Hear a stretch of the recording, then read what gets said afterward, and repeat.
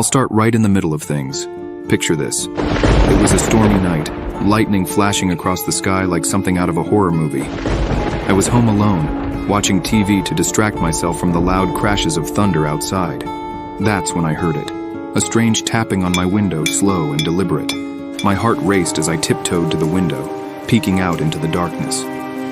There, standing in the pouring rain, was our neighbor from across the street, Mr. Blackwood. Now, Mr. Blackwood was always a bit odd, but this was next level creepy. He was staring right at me, his eyes wide and unblinking, and he held up a finger to his lips as if to shush me. I backed away from the window, my mind racing with questions. What was he doing out there in the middle of a storm? And why was he staring at me like that? The tapping continued, growing louder and more insistent. I debated calling the police or my parents, but something held me back. Maybe it was curiosity or fear of what might happen if I made a scene. Finally, I mustered up the courage to approach the window again. But when I looked out, Mr. Blackwood was gone, vanished into the night like a ghost. I tried to shake off the unease and went back to watching TV, but I couldn't shake the feeling that something was off about our neighbor. The next day, I couldn't stop thinking about the strange encounter. I decided to ask around and see if anyone else had noticed anything odd about Mr. Blackwood. To my surprise, several neighbors mentioned similar experiences, seeing him out at strange hours, staring into their windows, muttering to himself.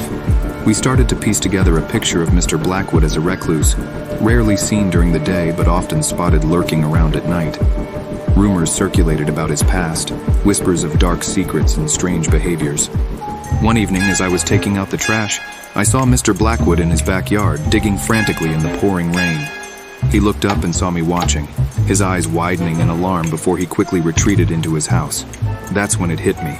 I needed to find out what he was hiding. With a mix of curiosity and trepidation, I started keeping a closer eye on Mr. Blackwood, watching his every move from my bedroom window. One night, I saw him sneaking out of his house with a shovel and a flashlight. I followed him at a safe distance, my heart pounding with adrenaline. He led me to the edge of the woods behind our neighborhood, where he started digging in a secluded spot. I watched in horror as he unearthed something, a small wooden box. He opened it and pulled out old photographs, letters, and newspaper clippings. It was then that I realized Mr. Blackwood wasn't just strange. He was haunted by a tragic past. I approached him cautiously, unsure of what to say. He looked up at me, tears streaming down his face, and began to tell me his story. It was a tale of loss, betrayal, and regret, a story that explained his odd behavior and reclusive nature. In that moment, I saw Mr. Blackwood not as a strange neighbor, but as a human being with pain and sorrow.